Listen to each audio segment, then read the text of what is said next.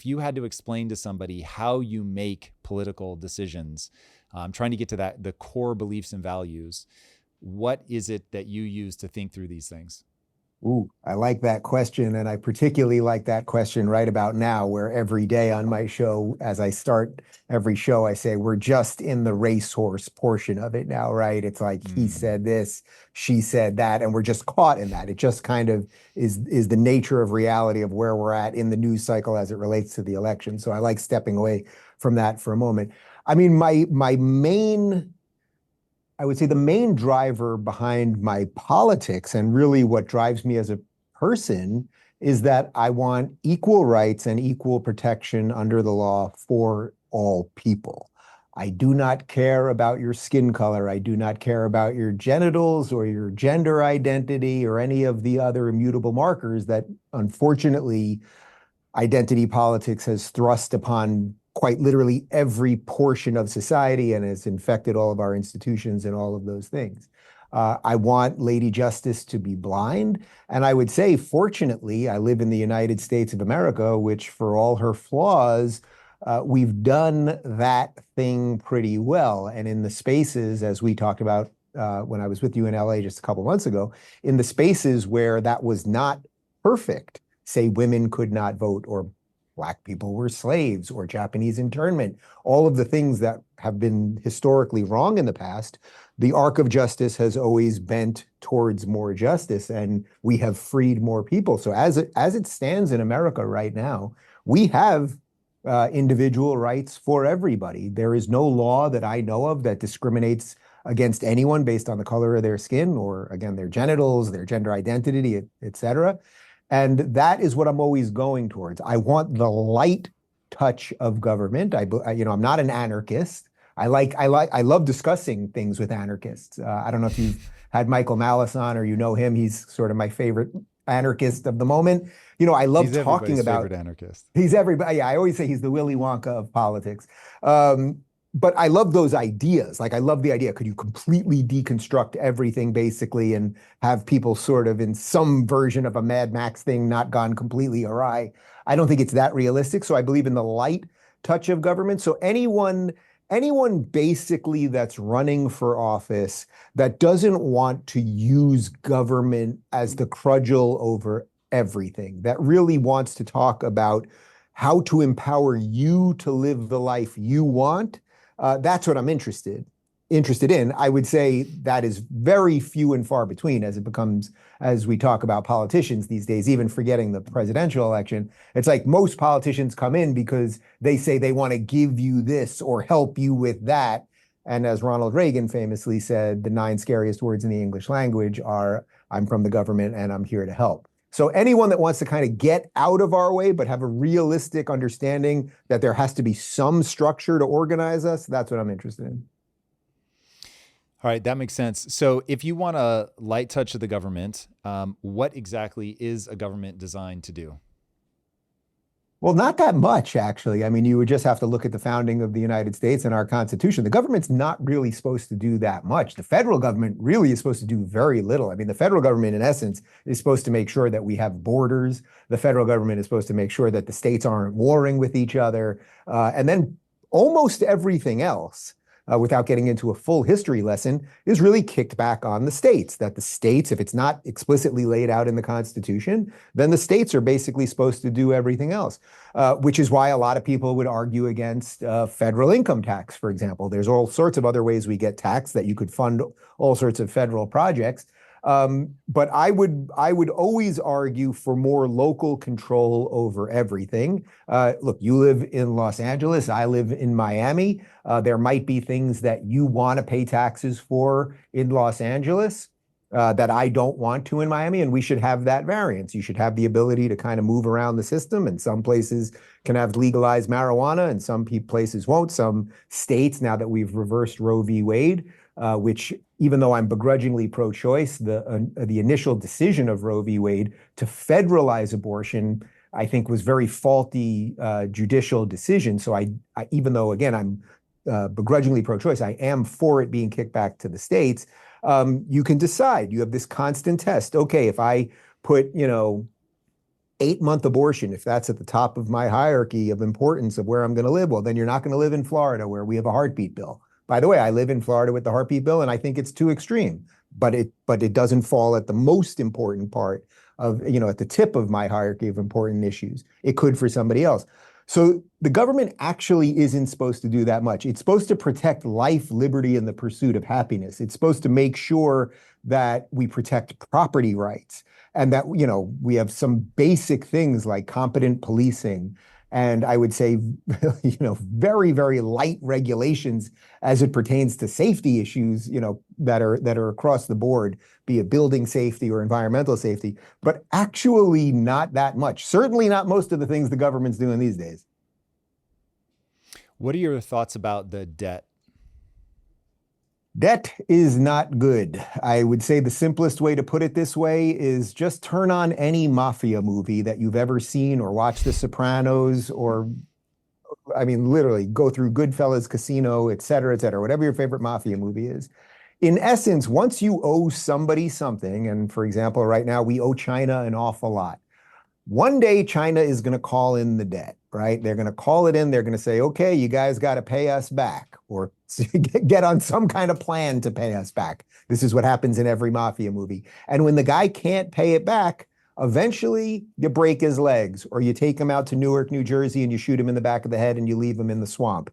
And that bizarrely is the situation we're at in America right now. I don't think there's any serious person in America that I've heard of, at least, that thinks we can actually pay off the national debt. We're borrowing on top of borrowed money constantly. This number is just getting completely out of control. And the only thing in a weird way that keeps us, not only allows us to do that, but keeps us somewhat safe while we're doing it, is that we have a bigger mafia than the Chinese, at least at the moment, right? We have a bigger set of weapons, a bigger army, and at the end of the day, it's a game about power. But ultimately, if you look, the basic version of it, and you can do this a lot better than I can, but the basic version is if you keep borrowing money from at some point, and then you're only servicing the debt, then your own money that's running around your economy will ultimately be worth less and less and less. That's kind of where we're at right now. And I don't know what happens when China calls in that debt. Yeah. So, by way of quick, how I think that actually plays out, China's never going to call in the debt. They're going to ditch their U.S. holdings for sure. They already are. The thing that on the debt that I hope people really take home, the government will, they'll never not pay their debt because they can print money. Because we have the world's reserve currency. The problem is printing money is a euphemism for stealing money from you. In a way that leaves the same number of dollars in your bank account, but it's still, they steal your buying power. We'll derail on that really fast. I'll avoid that's the thing for me. That is, if I were going to be a single voter issue, and I'm probably not, I probably have a couple more issues than just that, but the debt for me is the biggest. The debt is the thing that will create the big terrifying crisis as it has all throughout human history, or at least since we started doing debt. But yeah. Well, real quick on that, because you're right, we can do this one all day, and you're definitely more of an expert in this than I am. But in essence, what people don't realize, it's like there's nothing sexy talking about debt, right? There's nothing like being like, I'm going to pay back the debt or we're going to rein in government. It's a very hard path to win an election by saying that. So when every now and again, nobody really says it anymore, but you and I are roughly the same age, and 20, 30 years ago, there were politicians, there were presidential candidates, there were senators, Congress people who used to say, boy, we really do have to rein in spending. It's not a government revenue issue. It's a spending issue, right? It's not that the government just needs more money. Like even now, it's so absurd. The idea that Kamala Harris is pushing, in essence, that will raise the federal rate at the top from whatever it is now, 37.5 to 39, as if, okay, if they get just a little bit more off that 1%, that's going to solve anything. It's completely, completely insane. But it's a lot easier to say that and have most people be like, yes, take more from the rich, than to be like, oh, actually, the government is completely inefficient at almost everything. They build buildings at 3 times the cost of what anyone else might do. They build affordable housing at triple the cost. They spend $10,000 on a toilet, like all of the things that we all, on top of the wars and all of that stuff, we all know government is inefficient and everything, but nobody really wants to look at. I would say the one guy probably in the Senate that still is, yelling about this stuff is Rand Paul, but obviously he's a very minority person in national politics. Now, both, from where I'm sitting, both Harris and Trump they have a terrible track record from a spending perspective. How do you think through that? If this is a big issue, if the debt is a big problem, what do you do with the fact that neither of them are good at being tight with budgets? Yeah, I mean, I would basically say Kamala's probably just worse in that almost all of her policies are about expanding government. Even just this morning, we played a clip on my show where she's already talking about we're going to have to study reparations. Well, that just means taking more money from some people and giving it to some others. And it's like, boy, if you think that that's so morally right, then why aren't people just voluntarily doing it? Everything they do is, why do they want public school? They want all of this money always pushed to public school. Is it because they think public education is so great? Or is it really because it's just sort of a giant bloated thing in cahoots with the teachers' unions and also kind of keeps people dumb? So I'm not going to sit here and tell you that Trump or any other Republican is great when it comes to the debt or spending. But I would say in almost every case, the Democrats will be worse. That's a very sad reality. Look, the best way I can explain that, and anyone watching or listening to this, I think will get it, is I live in Florida. Florida has no state income tax. We have roads that are clean and clear. We have fabulous policing throughout the state. We have environmental protections that are better than most across the country, even though everyone thinks Republicans hate the environment or something. And you live in California where you have high income, you have high personal income tax. You're at the top rate. I used to be there myself. It's not that fun writing that check. And the question is that money being used in any functional way? I would argue, and I bet you would agree with me on this, when I lived in LA, putting aside the reasons that I left, which mostly had to do with COVID and crime and things like that, it's like, I didn't leave because of the taxes. I got here and then it's nice to look at my bank account and be like, oh, I'm saving all this money and I live in a safer place or something. That's nice. But if I had still lived in LA, not too far from you, and I was paying all those taxes and the services were great, meaning the public schools were great, public health was great, the roads were great, infrastructure was great, they were building things properly, it was safe, et cetera, I actually would have had no problem paying those taxes. Peter Thiel, he's definitely said this to me privately, I'm sure he said it publicly, he always says, I'm a libertarian because none of it works. And I think if we had a system that just kind of roughly worked, or at least that we believed worked, more people would gladly pay into it. But don't show me a system that really doesn't work for anybody, which, largely the blue states have, and then also tell me I still got to pay in more. I think that's kind of the tension that we're feeling right now.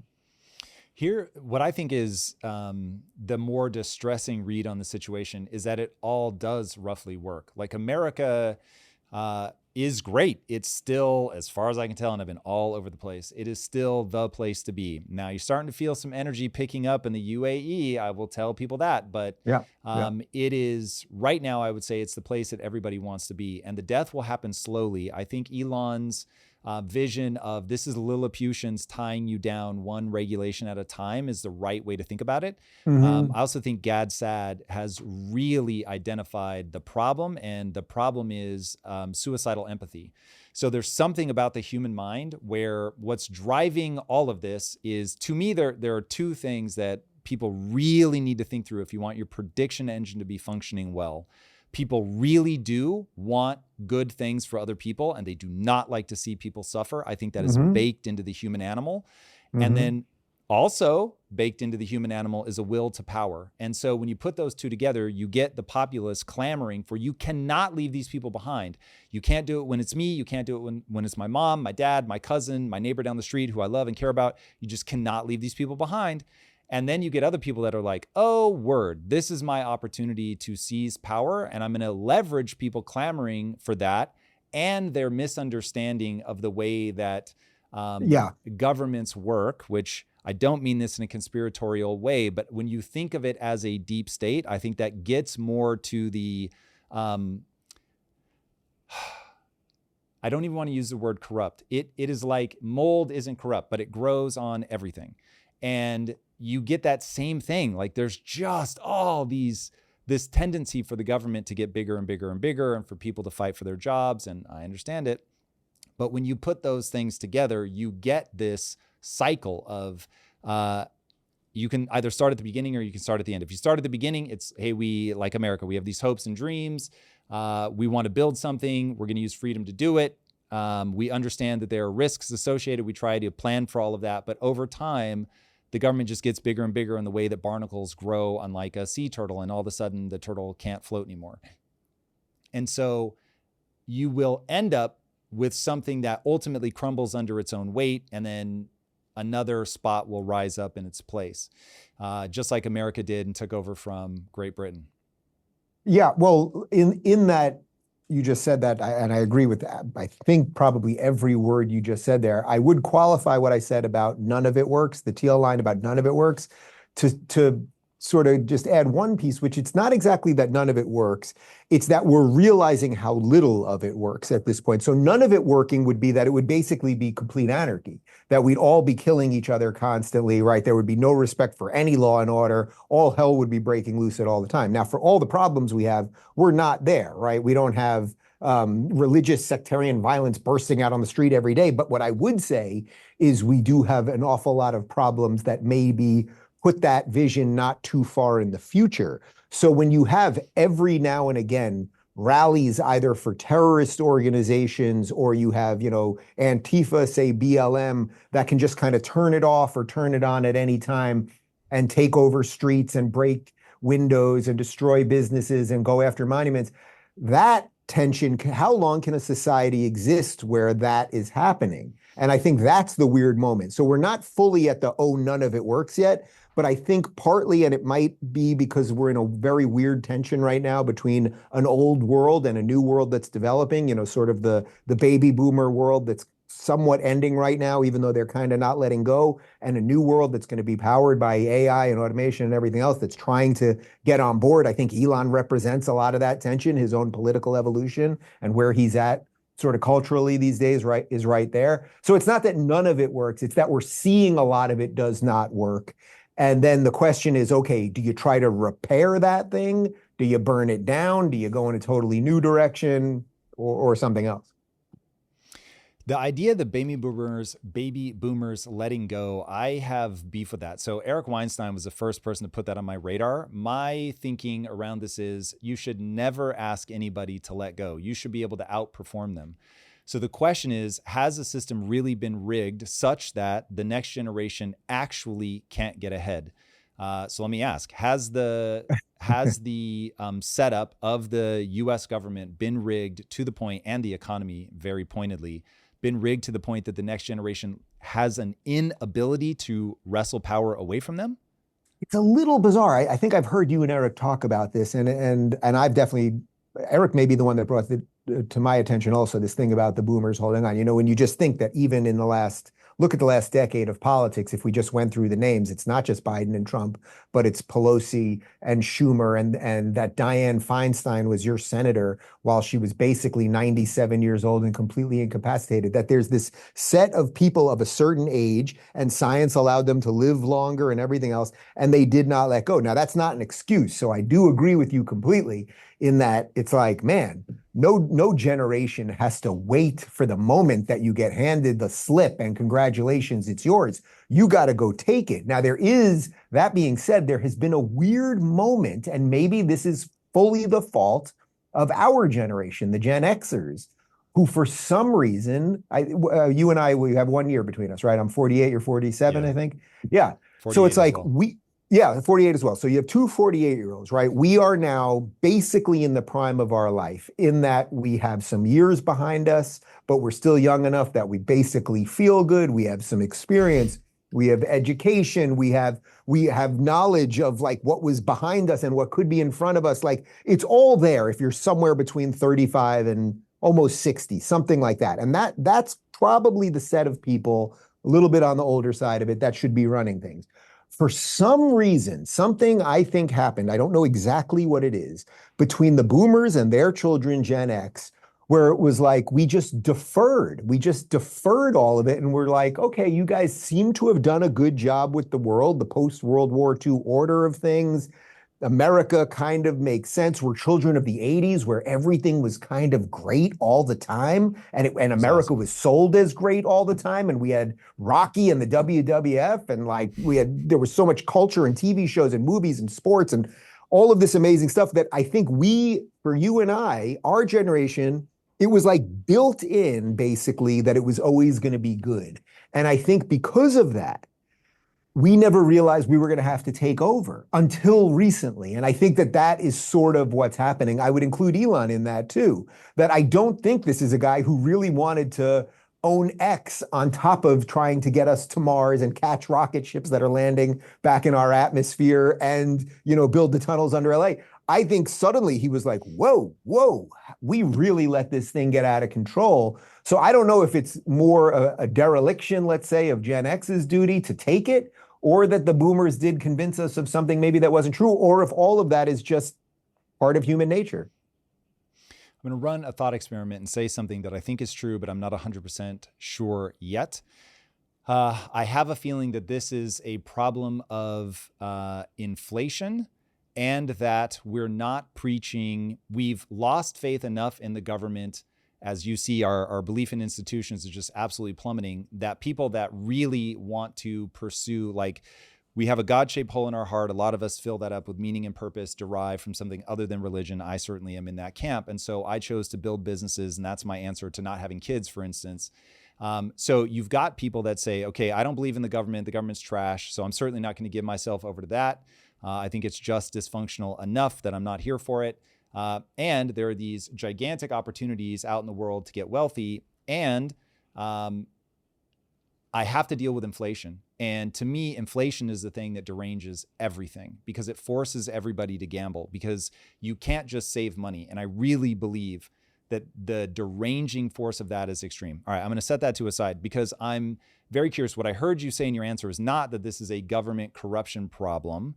And I don't mean that as in corrupt individuals. I mean that the system has been allowed to either get bogged down with middle managers or something, Mm-hmm. but a thing broke there. It's more that Gen Xers did not go, I'm going to rally into this, I'm going to contribute civically, and I'm going to make sure that I uphold the foundations of democracy, liberty. I don't know what word you would fill in there. Yeah, well, I think it was a function of success for all of the reasons. Like, I have no doubt you have as many great memories of growing up in the 80s as I did. And there was a new toy every day. There was a new TV show every day, like a new awesome movie, and Schwarzenegger and all of these things that were happening all of the time. It also felt very pro-America. So if you grew up with that, it was like, oh, and we won the Cold War, we defeated the Russia, blah, blah, blah. It was like, oh, we're just going to have this run, and this run is just going to go and go and go. So I think some of that, it's not to discount the rent seekers and the middle management people in the government or in corporations or any of that, because obviously all of that is real. I mean, I think if Trump's given us a bunch of good things, or at least put a bunch of good things into the culture, I think the phrase deep state, which nobody really said before him, understanding that there is a class of people that work in DC at these institutions and at these agencies that exist, whether the administration goes one way or another. People didn't really understand that. Now most of us do understand that, and if he becomes president, we'll see if he can deal with anything. So that is part of it. But I think it's more, it was more kind of spiritual in a weird way. Or it's not even spiritual, it's spiritual and cultural, wherever those two things can meet. I think we basically, the Gen Xers, and even the ones a little bit behind us, they just handed us a world that was pretty damn good, and we did not realize that we had to fight for it. I mean, I say that as somebody that I think I'm fighting as hard as I can. I say what I believe, and I guess built some things that'll allow me to do that people are interested in. But I guess maybe I should have realized the severity of this a long time ago, and most of us just were blind, and that's a function of success. We had an unbelievable run here in America, and good times create weak men. I'm not saying we're weak men, but like when everything is good for a while, everybody kind of relaxes a little bit, and that's when the bad things can get in there. All right. So if there is an intelligent way to fight and a dumb way to fight, what is the number one thing you would want to see whoever ends up being the incoming president do in order to re-inspire people to engage civically? Well, this is tricky because look, let's say it's Trump for a second. I'll do both, but if let's say it's Trump, which obviously I hope it will be. The problem with this is that because they have done such a crazy job on calling him a fascist and a white supremacist and a neo-Nazi and all of those things. And it's, by the way, I don't know how much you track what goes on mainstream media, but like as we're getting into these last 20 days, it is on full steroid mode right now. I mean, on The View, they're talking about Trump's going to use the military to shut down their show. Literally, Joy Behar said that. Like they are really ramping up the craziness. And the problem with that is that it might just be that Donald Trump gets in office and maybe he's not a fascist. And maybe we even have evidence he isn't because he was a president before. And for all of the craziness around the ending of his presidency, he did leave office and all of those things. But what if he gets into the office of the presidency again and he does lower taxes and he does clean up the border a little bit, deal with some of the illegals here. He does roll back a little bit of regulation, does a few things that in essence free people to do what they want. Let's say he does some things as it pertains to the Middle East or even to the Ukraine war that scale those things back a little bit. If some of that starts happening, I think an awful lot of people could suddenly be like, you know what? We went a little crazy over the last decade or two. The evidence of that is that a man like Donald Trump's not supposed to be president. I can fully admit that. Like he really isn't supposed to be president. It's sort of like we summoned him from hell in a weird way, but you get the hero you need. That's what I think he sort of represents at this point. But I think if he can just get in there, do a fairly decent job, despite the fact that they will start being violent in the cities again. They have no out on the rhetoric. That's the problem. There was a video that I did the day that Donald Trump was elected. So it was the next morning after the election when Hillary officially conceded. And I did not support Trump that first time. And I did a video saying, look, I didn't vote for the guy. I didn't support the guy. I voted for Gary Johnson, who was the libertarian. But I said, look, I'm going to give the guy a chance because if it turns out he's not a white supremacist and he's not a neo-Nazi and all these horrible things, it's not what I've done to him at that point. It's that I've painted myself into a corner because it's very hard to be like, that guy's Hitler, year after year after year, and then suddenly be like, oh, but Hitler actually did a pretty good job, so I'm going to come around to it. So I was always very cautious with that kind of language, and I think that allowed me to evolve properly. And I've now seen that evolution in people like Elon and RFK and many others. So I think there's a chance that Trump could map something pretty good. It doesn't mean that an awful lot of people on the other side aren't going to still try to burn it down and everything else. But I think there could be a restoration of America in that you'd have Donald Trump as a president. Now you have Elon working for him in he says the Department of Government Efficiency. Maybe you're bringing in a David Sachs as chief of staff. You have RFK potentially going in and cleaning up the NIH and the CDC. You bring in Tulsi maybe in the Department of Defense. Like there really is a way to staff something that would feel so sound and good and different that would be one version of it.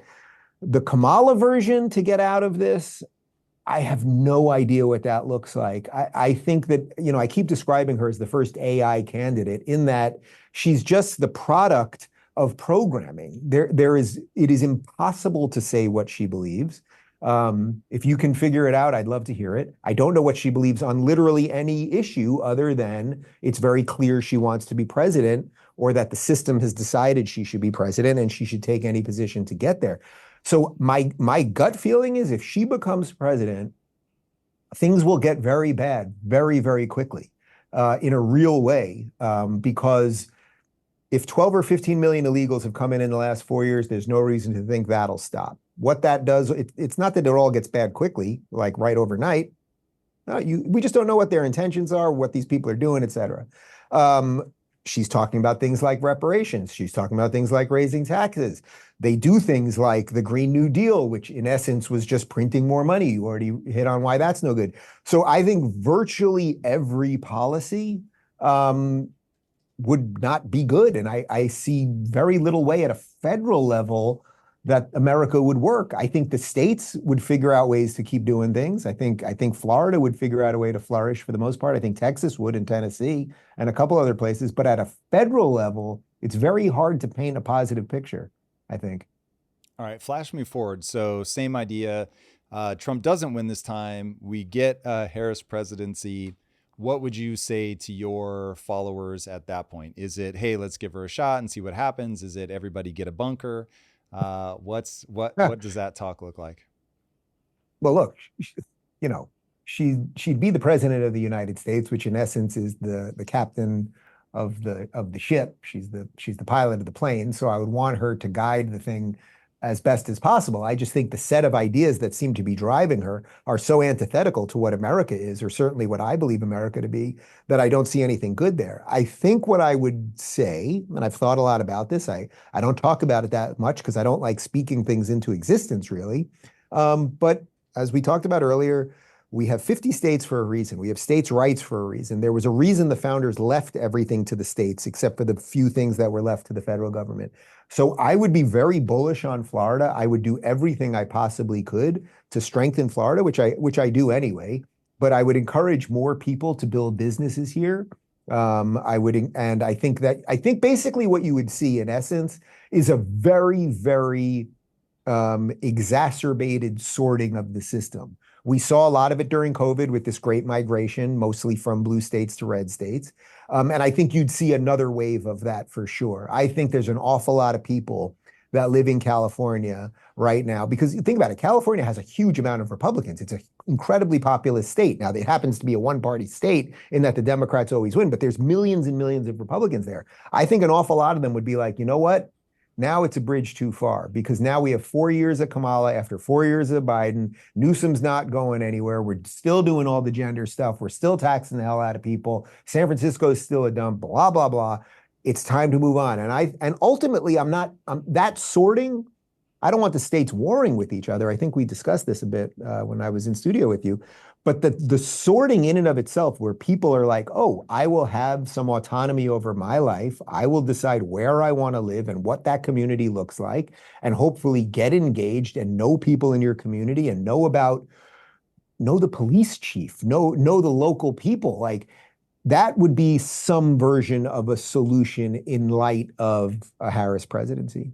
But even to call it Harris presidency feels kind of nuts to me, because it's like, it's not a Harris presidency, it's just a machine presidency. All right. So that is getting into the national divorce conversation. Why I agree with you that people are sorting geographically based on their political affiliation, which makes me incredibly nervous. But why, if we can do so much at the state level, will it exacerbate? Well, because I think people would lose. I think there would be a certain amount of people that are Republican leaning, let's say, or right leaning in blue states, that would just be like, okay, now I waited long enough. Like, we had a massive wave during COVID, right? I think about 1 million, it's over 1 million people left California. And I think about 800,000 of them ended up in Florida. A good percentage ended up in Texas. Some ended up in Tennessee.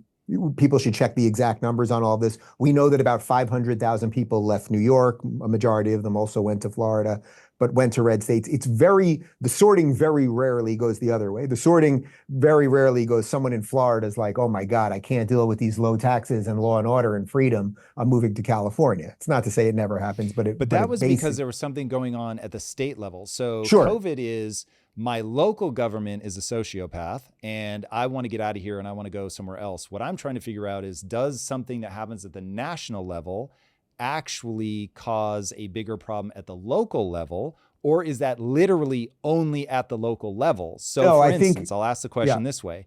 By kicking Roe v. Wade out and going back to the states, are we now exacerbating that filtering based on red and blue because we're giving the decision-making at the state level? Well, as it relates to Roe v. Wade specifically, I would say it was the right decision because abortion is not a constitutionally guaranteed right. Abortion is not in the Constitution. Thus, anything that's not in the Constitution is kicked back to the states. That's on a pure legal level. On the philosophical level that you're talking about, I think more choice in the system is good. I'm always for more choice. So ironically, there's a funny thing. They call it the pro-choice movement, and I understand why they call it pro-choice, but choice was not taken away. You now have a choice you still have a choice to have an abortion or not, and you also have a choice to live in a certain place that is hopefully roughly in line with your values. And by the way, if you are a Floridian and you find out you're pregnant at 10 weeks and you can't get an abortion here, they can't stop you from going to California and getting an abortion or anything else. So I'm always for as much choice as possible. But you asked the right question, which is, so if Kamala comes in, why does that affect the state thing? What I think would happen, I don't know that it happens overnight, but I think an awful lot of people who are, let's say, begrudgingly staying where they are, not thrilled with the direction of California. I have no doubt you know a lot of these people, not thrilled with the direction of New York. They're probably just kind of waiting right now. Like a whole bunch of people that are a little more reactive got out. That would include someone like me. I just couldn't take it anymore, right? There's a lot of other people that are like, all right, well, let's see what happens with this election. And I think what they would see is that now with again, I hate to call it a Harris administration, but with the Democrats in power again, the bad forces will be emboldened, and the things that are bad in those cities will get worse. And I would bet anything that then would cause a second wave of migration across the country. It's interesting. When I play that out in my mind, the only reason that would be a logical play is if you think things are going to continue to get bad at the federal level and I want to be in a state that's going to secede. That thought has crossed my mind. I would be lying to say otherwise. But one of two things is true. Either what happens, the state can protect you and the state is stronger than the federal government, or what the federal government does doesn't really matter. That is true. Maybe I can give you I'll try to give you as a specific one as I can as possible. So let's say Harris is president right now. Let's say she roughly keeps the same border policies that the Biden administration has. And the Democrat cities keep the same policies that they've had, which is largely a sanctuary city situation. Well, that means that if you're going to not do it the Trump way, where you're going to, what he's arguing is that you either build the wall or you close the border, you deport some people, but now you're just doing it the Harris way. So now we have another 10 million people come in. Well, where are they going to go? Largely to blue cities. What's going to continue happening in blue cities? Go to the Roosevelt Hotel in Midtown New York City, which is now a migrant center. See what happens literally at dusk in New York City. I don't know the last time you walked around New York City. The second dusk hits, it's like a zombie movie. Suddenly, there are less business people than there used to be, but suddenly everyone kind of looks shady. It's just something is not right in these places, and we all know it. So I would say, basically, at an immigration level, if for no other issue, if the Democrats are in charge, we know that will be a worse situation at the border. And where do those people end up? Largely in blue cities, because the Democrats have chosen to have all of these sanctuary cities, thus creating more crime in those cities, taking over hotels, a strain on policing, et cetera, et cetera. And that one, if we're just going for one specific one, I think will cause another wave of people to get out of those cities.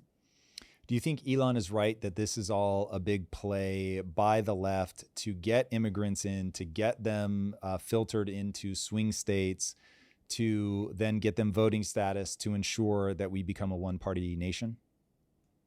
I mean, I think it's probably directionally right. Like, it's a game. You have to win elections. I think that their intersectional coalition just does not make sense. You can't have the Hamas people on the same side as the gays for too long before they realize that they're actually enemies. And that's what they've done. And there's a million other examples of that. Actually, the trans people aren't on the side of the gays either. Like there's so many versions of what they built basically they were the Constructicons from Transformers. They were like, oh, we'll take 5 Constructicons, we'll put them together into Devastator. But now they're realizing Devastator needs some glue to stay together as the big, strong Transformer. And that's not what they have there. Did that reference work for you? I feel like it kind of worked, maybe a little bit. It did. Let me just make sure I understand what you're saying. I certainly love the reference. Yeah. Are you saying that it is an ill-advised strategy that's actually going to backfire because the immigrants are going to have a wildly disparate value set, and so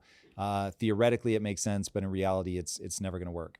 you might find that being an ultra lefty liberal who is for open immigration and loves the gays and all of those things on the Upper West Side of New York, you might find at some point that when there is a Venezuelan gang living on 80th and Broadway, and it's a little more difficult for you to walk with your children on the street because of it, that perhaps your policies were wrong. So the question would be, what are the Democrats doing? As I think they were really realizing that this coalition, look, the Democrat coalition wasn't wide enough to keep Robert F. Kennedy.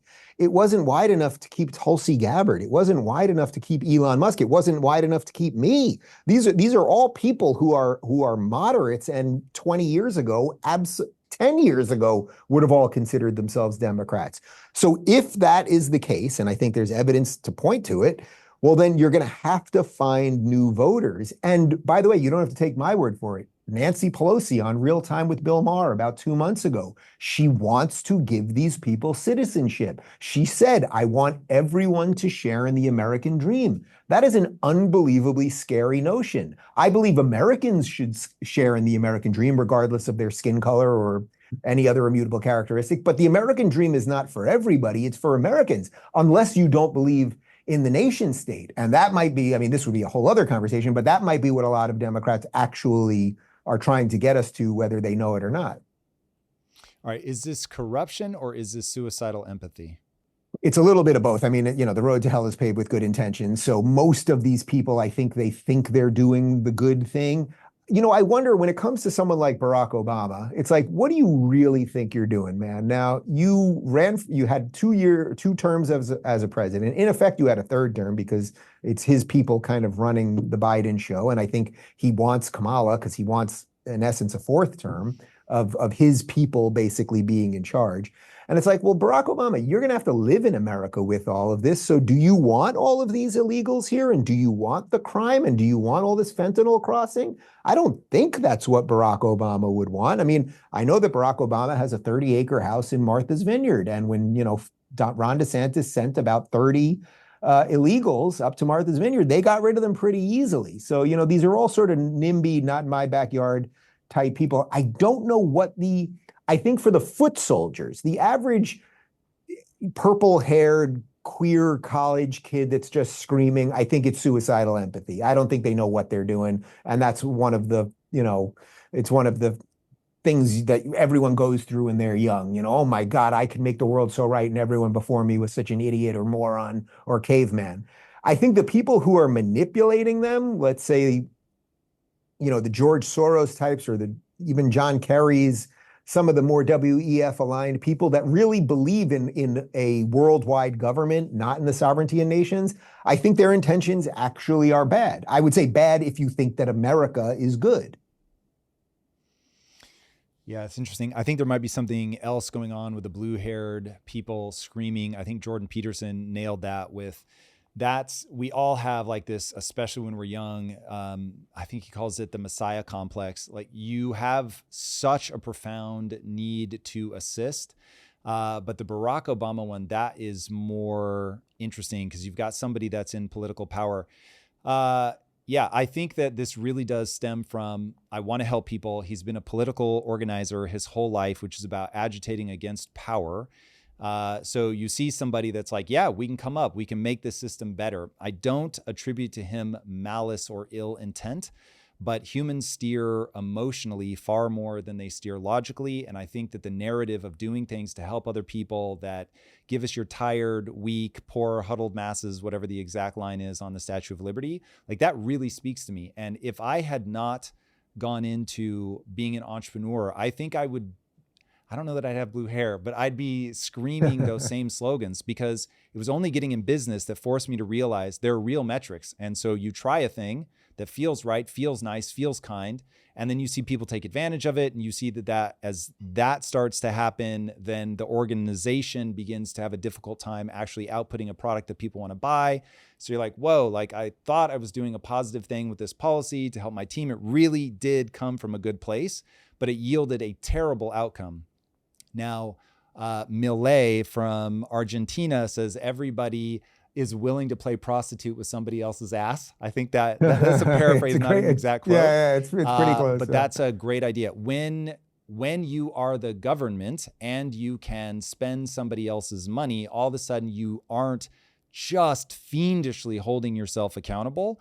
And so I think you throw that into the mix and it gets complicated. Again, going back to will to power, you also have to understand will to power. And for those that don't know, it's a Nietzschean idea that people long to control themselves, control their own destiny, to get into a position of power, to keep it. And when you mix that with, I want to help people and I just need to be in charge to do it. And so now I'm going to get myself in charge and I'm going to make sure that I do good things, but with no metric to be accountable to, and all hell breaks loose. All right. Debt makes me feel completely politically homeless. That and money printing. What makes you feel politically homeless? You know, I have to say, having the evolution that I've had politically very publicly, which many people have been on a similar journey, and I see that journey now mapped out with some of the people that I've mentioned, like RFK and Tulsi and whatever. What I've consistently found is that people on the right, the broad right, and I don't mean conservatives specifically, but people who roughly are on the right, are willing to agree to disagree, are down to have that conversation, and this may have a religious attachment to it. They are willing to accept that people will be different than them without trying to convert everybody, which is an interesting thing, that religious people seem to be more okay with that than often a lot of the secularists, certainly the younger progressive types. What would make me feel homeless? You know, not at the moment, there's not much. I feel very welcome in the Republican Party. I'm a registered Republican for the first time here in Florida. Most of my life, I voted for a Democrat. I certainly don't believe in all Republican policies. If we were to just look at the party platform, I'm sure that there are some things I have issue with. But the basic things that America is fundamentally good, that we should have lower taxes. I believe in peace through strength. I believe in strong borders. The basic stuff is there. Now, the one that might be the most glaringly obvious is that for many, many years in America, Republicans were wildly against gay marriage. I've been married to a man we got married in 2000. I've been married for basically 10 years. We have 2 kids. People would not have been okay with that at some point. And I have no doubt, I know for a fact, there is a certain set of more religious Republicans that don't love that idea. That the idea of legislating that out is almost virtually gone. It's almost non-existent. Yes, there are some annoying people on Twitter or something like that. So would I love that to be like buttoned up completely and never hear of that issue again? Yeah, but that issue is largely gone. And by the way, I have to give credit to Donald Trump on that. Donald Trump ran first time around. Barack Obama, when he ran first time, was against gay marriage. Donald Trump, first time around, was for gay marriage. So he shifted the party. That also is the irony of where we're at the moment. The Republican Party, because Donald Trump is more of a populist and no one thinks he's a real hardcore conservative, he's done conservative things like flipping Roe v. Wade, obviously. But no one thinks that Donald Trump, in his heart of hearts, is like the most pro-life person. Donald Trump, again, moved on gay marriage first. He actually took the Republican Party, and I would say brought it more to the center. So something very weird happened in politics. While Donald Trump was bringing the Republican Party more to the center, the Democrat Party was going more to the left. And had they only just stayed, I think this would all look very different right now. But unfortunately, they went where they, I guess, felt the energy was, or I can't even speak to exactly what their intentions are anymore. But they went that direction. And so I don't feel particularly politically homeless right now at all, actually. How do you avoid getting sucked into tribal thinking? Because one thing that, as somebody who views himself as an independent, that drives me absolutely bonkers is when I see people defending everything. You can tell they're speaking from a position of, I just don't want the other person to get elected. And they're no longer being intellectually honest, or they're able to fool themselves. But how do you avoid that?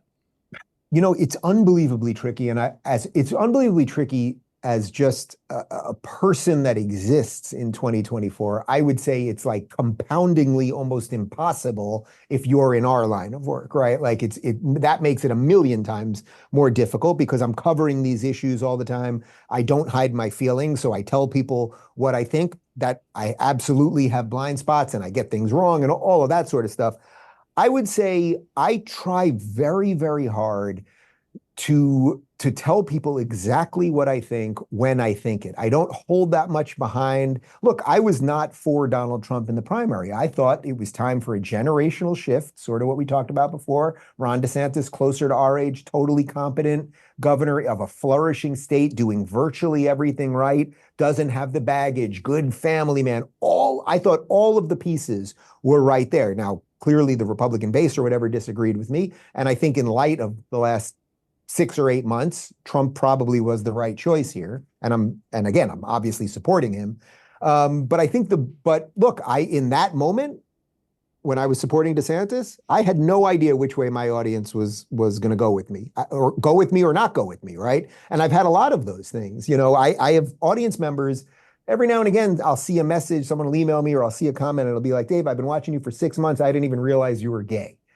Like, it doesn't matter that much, other than all you can do is, I think, say what you believe consistently, explain why you believe it, and then that hopefully takes care of most of the other nonsense. But yes, I can tell you for sure, in the last year, I have seen an awful lot of people just dive into the purely, like, partisan part of this, and that's very disappointing. At this point, I am partisan. I think there is one political party right now that is significantly better than the other, and there is one political party that is seriously dangerous for the future of America. That is absolutely the way I see it, and I don't hide that. But within that, I still try to call balls and strikes to the best of my ability. Right now, I don't see Republicans, for the most part, doing anything like completely insane that I need to really call them out for. If you've got one, I'd totally be down to hear it. But I don't see it right now. But I can give you an awful lot on the Democrat side. Do I think that they're doing anything that is completely insane? I think the big hangup for the Republican Party is very similar to what you've got with Harris, which is she had all these old positions. She switched them. Do we believe that she actually switched them? You've got Trump. It seems crazy to me to not say he tried to create a tremendous amount of friction around the peaceful transfer of power. Like, I would have felt a lot better about it if he had said, cool, all right, this is the election. This is how it came out. I think there's a lot of fishy stuff. I want to fight it. There was, having been alive during the Gore-Bush challenge, that just felt like two people that were like, all right, we're going to let the process play out the way that it's going to play out. Gore accepted defeat. And honestly, that felt like the way to handle it. That did not feel like how it was handled here. I think Trump has left himself wildly open to just not only criticism, but suspicion. The actions on January 6th leave him open to rightful suspicion that all of his sort of backing off talk on that is just to get elected, and he doesn't want to seem crazy. And then he gets in and is like, no, for real. We need to really make sure, because he won't concede that he lost the election. It's just like enough of these things where I'm like, bro, if you didn't have all that, if he had peacefully transferred power, if he said, yeah, I lost the election, is what it is, I left it too close. This is like somebody that loses an MMA bout and is like, just cannot accept that the mistake was leaving it in the hands of the judges. The mistake is, hey, enough people didn't think you did a great job. It is what it is. And anyway, period. I'll just loop. Yeah, well, the only thing I would add to that is I think J.D. Vance has had some good answers on this lately, not only at the debates, but when he's done some interviews, because they're really trying to hang. This seems to be a spot that obviously you can get a lot of people to just, who are getting pretty damn close to voting for Trump. You can suddenly freak them out and they run the other way. And it's not that anything you said there was wrong per se. He never said violently do it. He did say peacefully protest, but putting that aside for a second, I think if you look to the backdrop, and this is what JD has said, if you look to the backdrop of what was happening with big tech and silencing the Hunter Biden laptop and Russia collusion and really a largely hoaxed impeachment, first impeachment, and then they did it again after January 6th, that it's not that it was stolen in the most traditional way that we would say stolen. And I'm really not making that argument. The argument would be that there was enough stuff in the system, largely related to the corruption in that laptop, that when you then saw that the government was colluding with big tech to silence people, on top of just the way the media lies about almost everything and, claims he's a racist and very fine people on both sides and all those things, that all of those breadcrumbs could add up to a meal. I think that would be like the most sensible answer around that, which JD, I think, has laid out pretty well. But I fully understand the position that you have there. And I see a lot of people with that it's like, had that just not happened, maybe I could get there. I don't know. Maybe there would always be an excuse. I don't know. It's probably different for every person, but I believe you when you say that, obviously. They'll always fill in an excuse because they have emotion and they're just post hoc trying to explain why they have the emotion. Right. I'm just saying that one really leaves them exposed. And so I haven't heard JD talk a lot about it. I haven't heard him talk a lot about anything, just because I'm not that engaged, but it isn't enough, in my opinion, for the vice president to be able to address it. It isn't enough for somebody admittedly partisan like yourself to be able to address it well. What we need is, on both sides, the candidate needs to be able to address it well. And so when you look at somebody like Vivek, dude, you could put him out on stage and you give him a mic and say the most hostile people are going to ask you questions for 12 hours straight. And he's just going to be able to field it. That's just where he's at from an intellectual horsepower perspective. Take somebody like Sam Harris. You can love him or hate him, but if that guy were running for president, you could put him on a stage with a microphone. He's going to be able to defend his positions. He will leave you the breadcrumbs where you can say, oh, I understand the base assumptions that are driving your logic. I disagree violently, and therefore I'm not going to vote for you. But there's no obfuscation. There's nothing confusing. There's no weird thing to hang your hat on. It's just, this is a guy that I disagree with. I think his fundamental beliefs and views are incorrect. All right. So listen, I will completely agree with you that Donald Trump gives his opponents an awful lot to work with, for sure. And again, that's why that again was my calculation with DeSantis. Let's just see if we can take all of the goodness in a package that is much cleaner and more efficient and better and younger and everything else. Again, it didn't work this time, and maybe that's it for DeSantis at a national level. Who knows?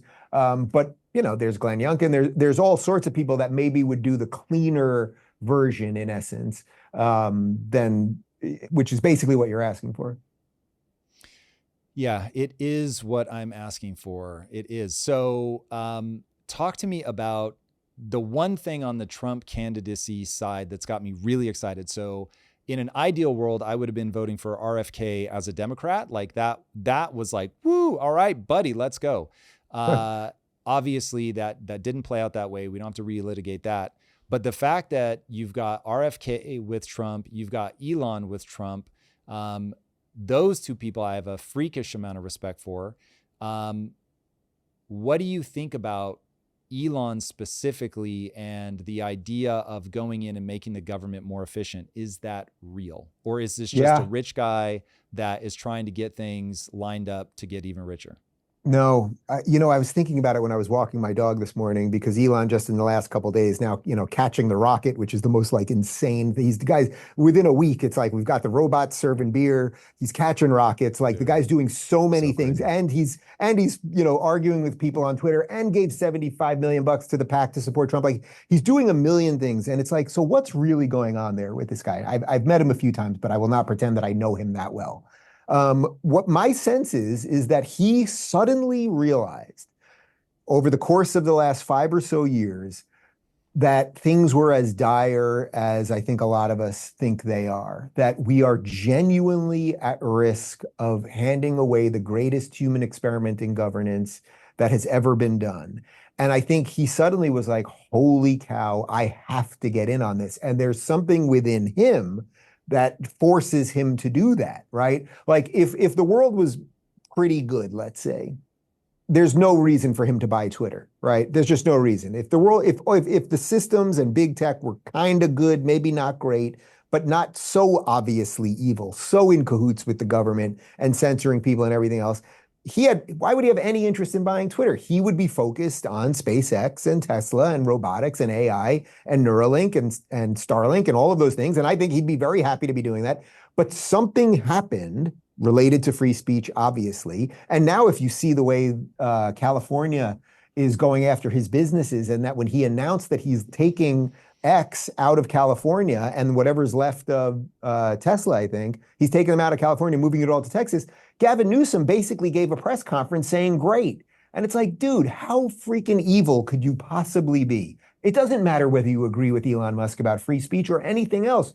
For your own citizens, for all of the good people who work at Tesla, for all of the tax revenue that they bring in and everything else, man, you're happy about that? I mean, I met with the guy at Twitter headquarters in San Francisco amidst the zombie apocalypse of homeless people and drug addicts outside. And it's like, well, now that building's empty too. Congratulations. Like, is this a real win for you, Gavin Newsom? So I truly believe I can't imagine a world where Elon Musk, basically the richest guy on the planet, or certainly in the top 5, is like, oh my God, I have to do this so that I could have more money and more power. I think he is putting an unbelievable amount of skin in the game to fight for what is right so that his children, and he's got an awful lot of children, will have a better life. I see it as almost as authentic as it can possibly be. And I think I'm sure you know this as an interviewer, you genuinely or generally, I think you know when someone is telling the truth. And one of the ways you can tell someone's telling the truth is when it's easy for them to speak.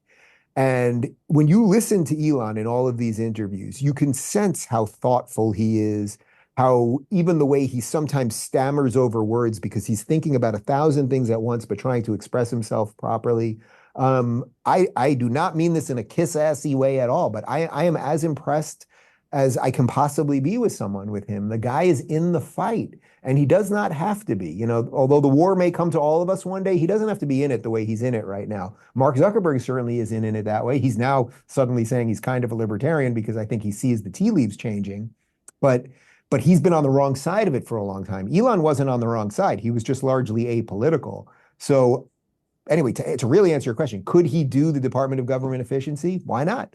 Is there anything this guy has set out to do that he hasn't been able to do? He's doing an awful lot, and I think he could do that. And then if you throw in a couple of the other names that you like right there, like what is there anyone better suited on planet Earth than Robert F. Kennedy to go into the NIH and the CDC and crack some skulls and really fire people and figure out what's going on there and figure out what happened with COVID and all of those things? No, he could actually do it. Is there anyone better suited than Tulsi to go to the Department of Defense and figure out what's going on there and where is this money that we keep giving to Ukraine and why do we never get receipts?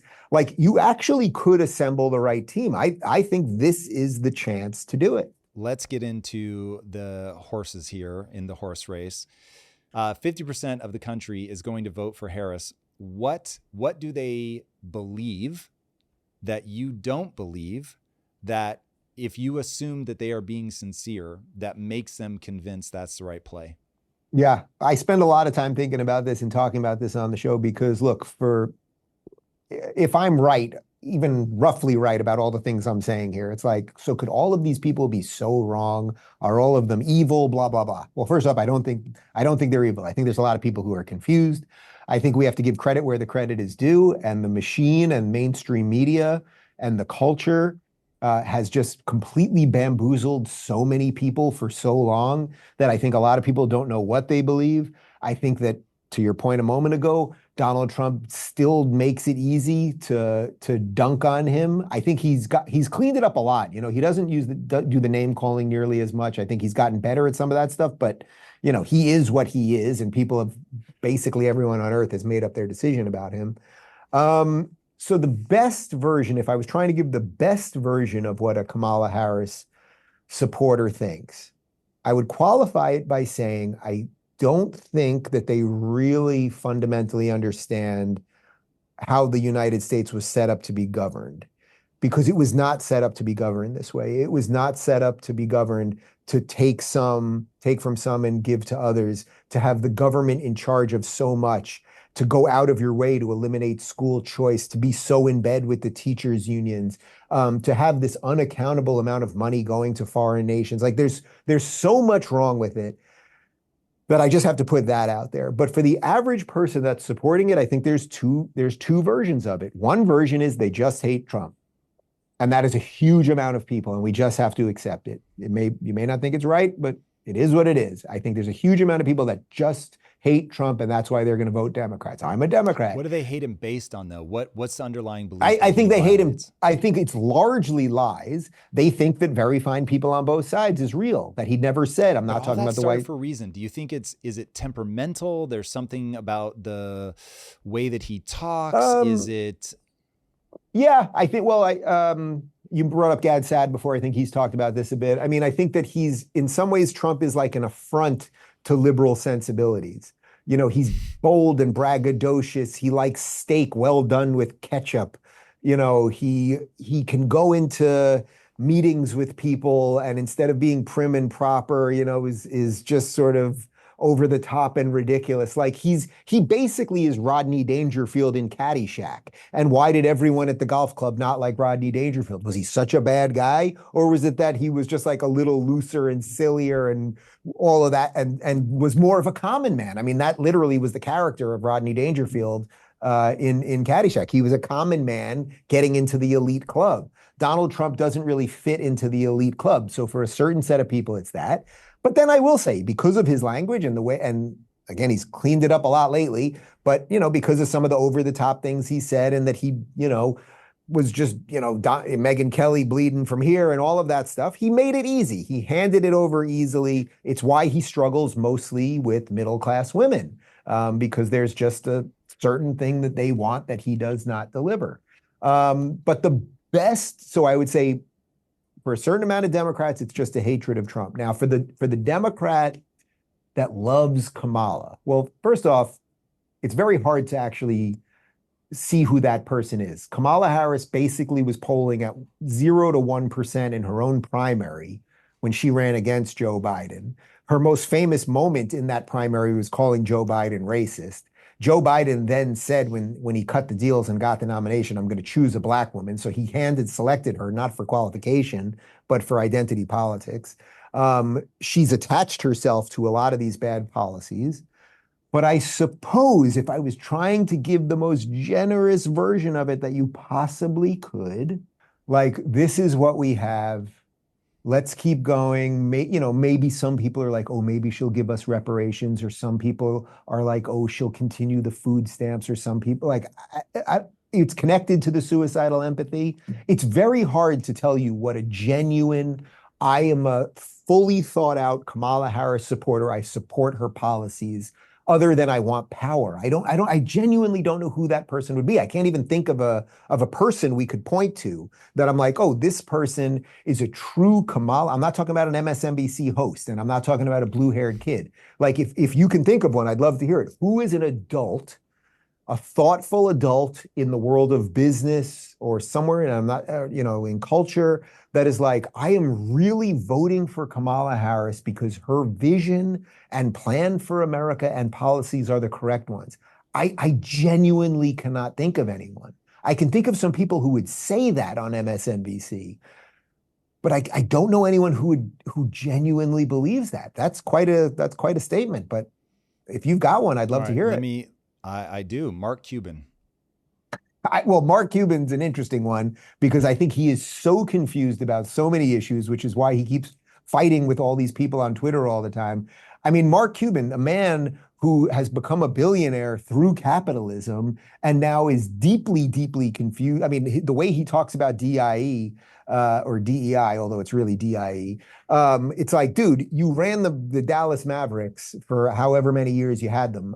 Where were all your Asian women on the Dallas Mavericks? So you don't really believe in diversity. You believe in diversity when it can be faked, but when it comes to actually putting a team together, and by the way, the Dallas Mavericks won the championship one of his years owning them with Dirk Nowitzki. He assembled it by skill, not by identity. So I would say he's largely confused and in a weird way, he's just offering service to a system that has been good for him, something like that.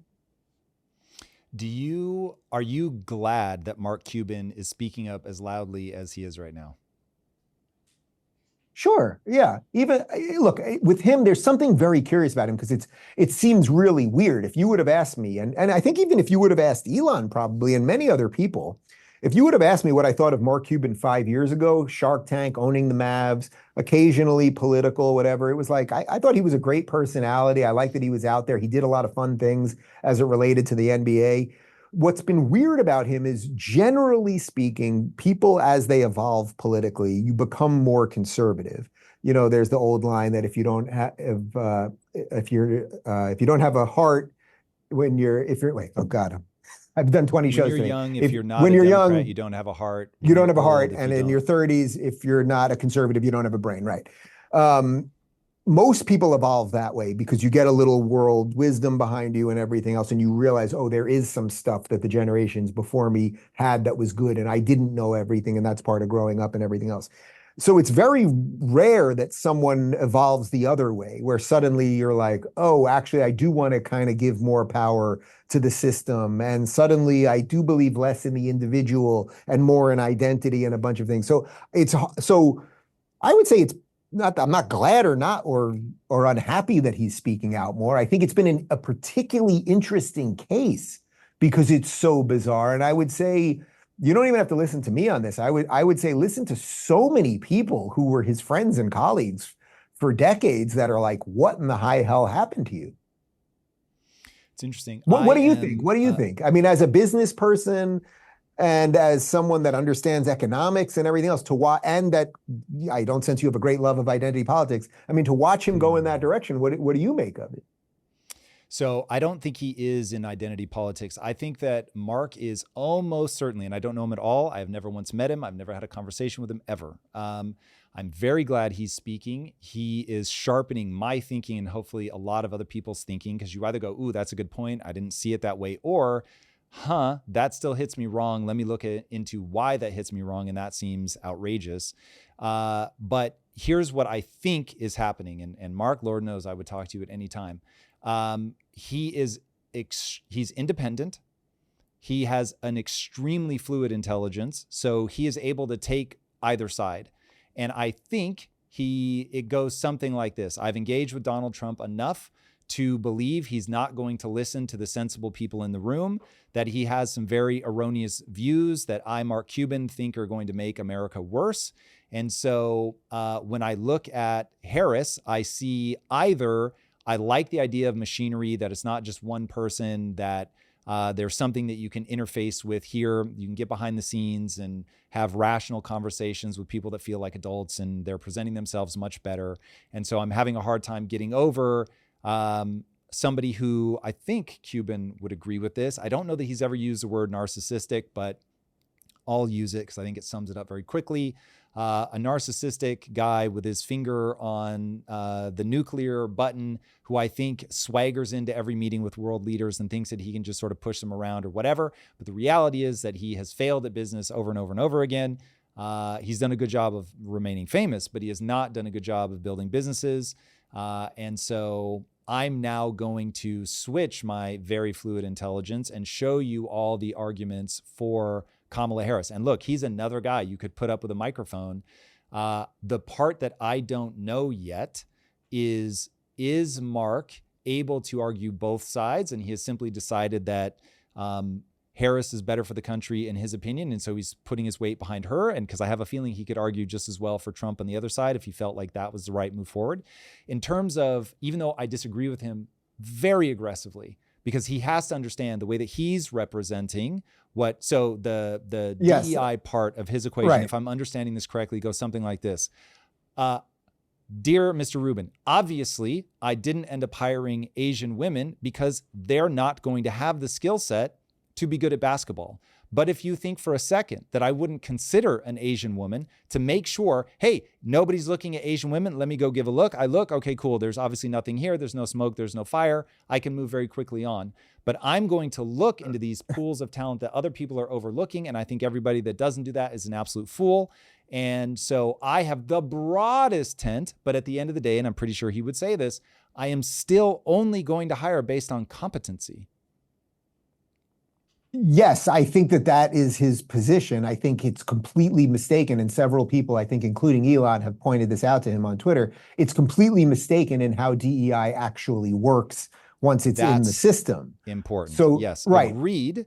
So I'll grant him the longest leash on that is his intention with all of this.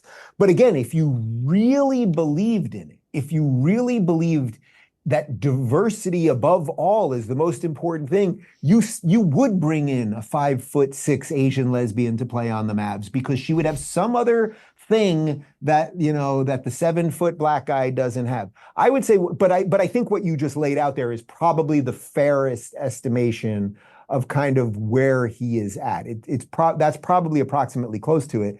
I would say the one other piece of this that neither of us, because we don't know him, can really pinpoint is that I think he probably got very lost in the DEI thing because of being so close to the NBA, because he was around so many black athletes, because the NBA went so over the top on the BLM stuff, and he was a rich white manager rich white owner of a basketball team during all of that. I think that probably comes with a little bit of the suicidal empathy. And no matter how many, even if the Mavs had the best locker room and all the best facilities in the league, which I think they largely did for many years, at least in his first years, because that's what he was known for. He just opened the checkbook and just gave them everything they wanted, that maybe he couldn't get over some guilt related to all of that it was still him, the rich white guy, doing it for a largely black team. Although ironically, the best player on his championship team was white. But Yeah. So if I had to guess, and this is a guess, but hey, this is YouTube and guessing is fun. Let's go.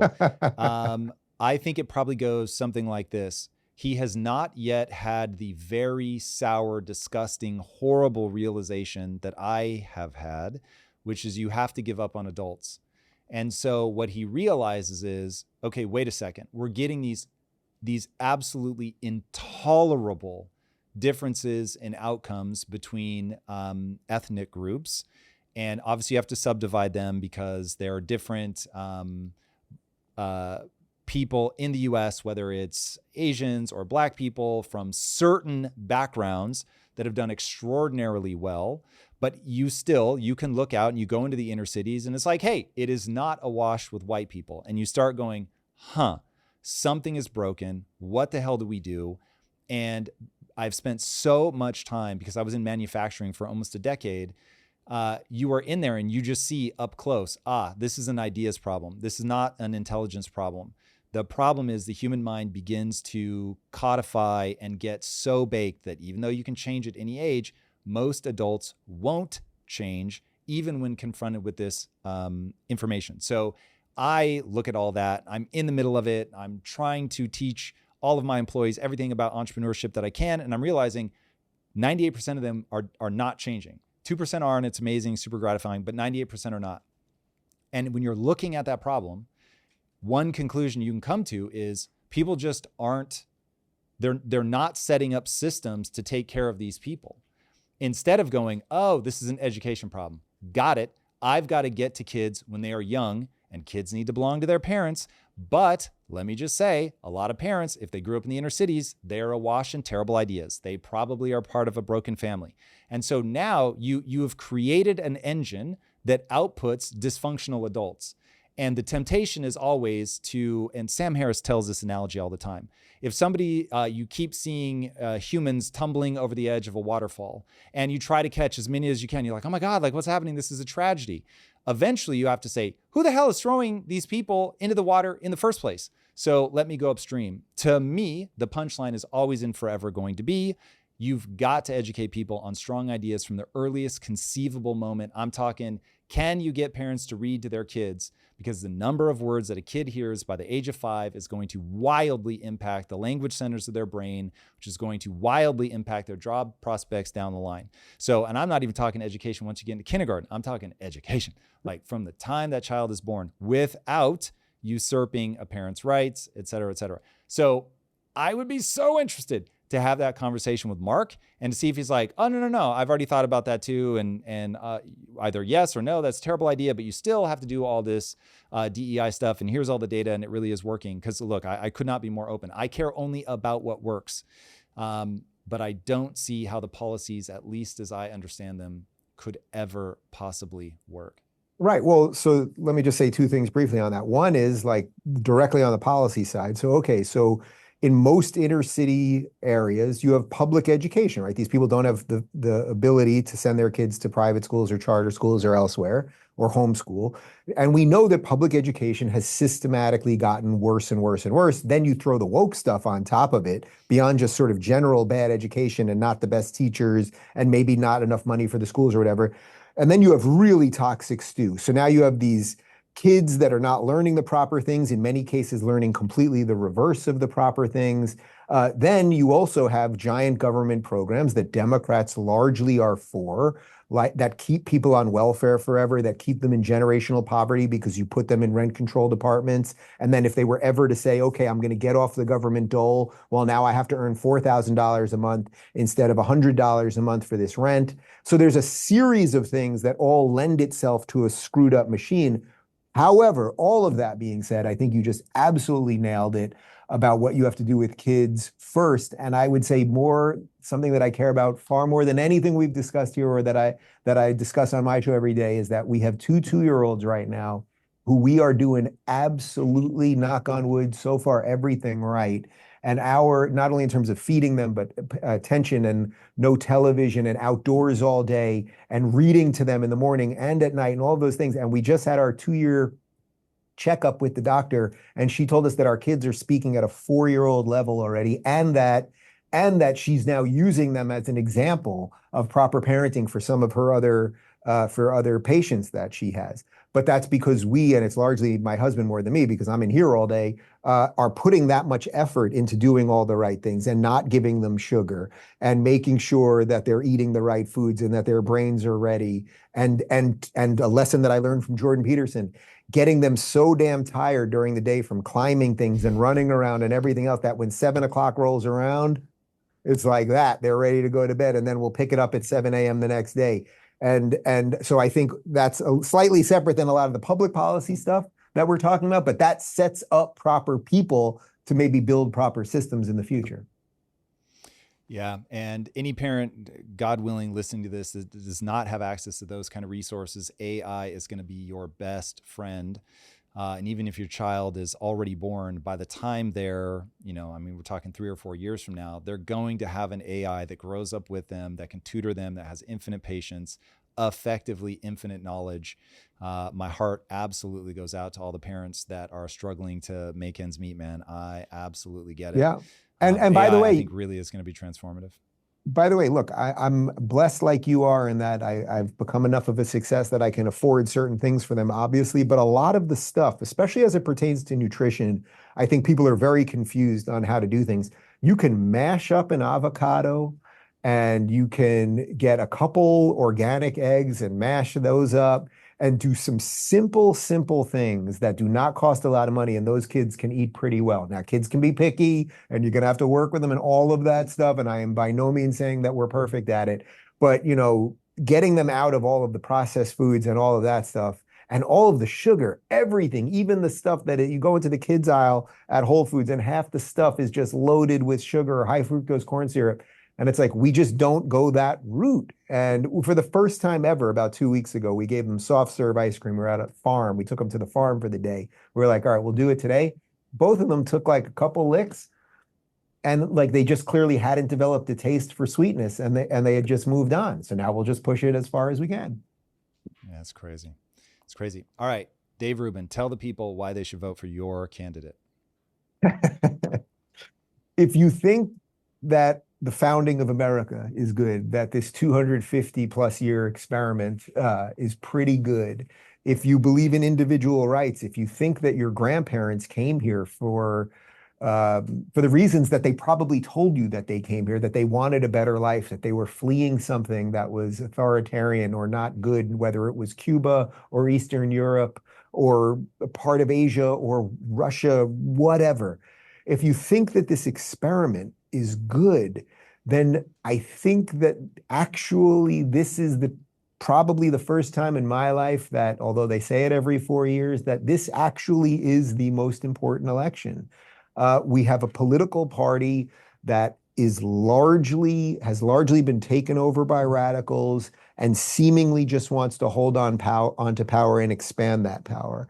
And then you have another party that maybe you were a little afraid of and hasn't been perfect, with a guy that certainly isn't perfect at the helm of it, but is showing some degree of tolerance and flexibility and openness. And I think there's a chance to work with that. And for anyone that remembers pre-1995, I think that was the year we talked about when I was in studio with you last time. If you remember pre-1995 America, for a long time, it was really good. It was not perfect, but it was good.